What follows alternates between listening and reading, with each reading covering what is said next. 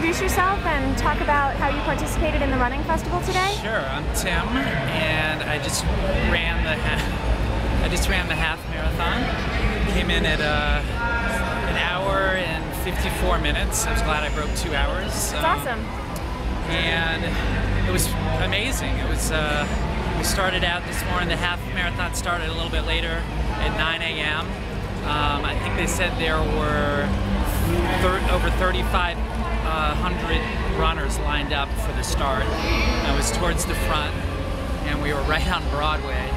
And they sang the national anthem, and you looked up at that building on the corner with the flag, and it was pretty exciting. The race started, and it took me a few miles to get warmed up.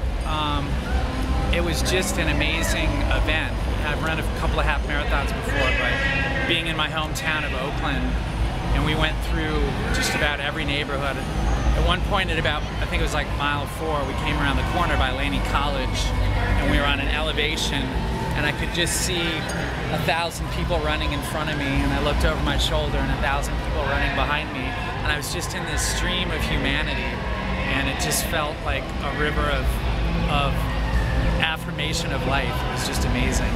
And then the people coming out in the community were fantastic.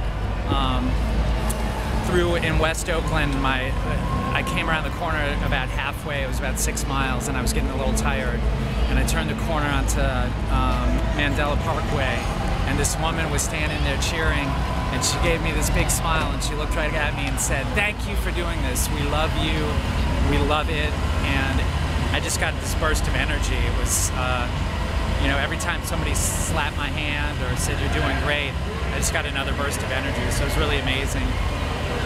What were some other highlights? You said something about the Crucible? Oh yeah, running past the Crucible had put up, they built a metal archway with fire coming all across the top. And as you ran through, they were handing out stickers that said, "I ran through fire today." It was amazing.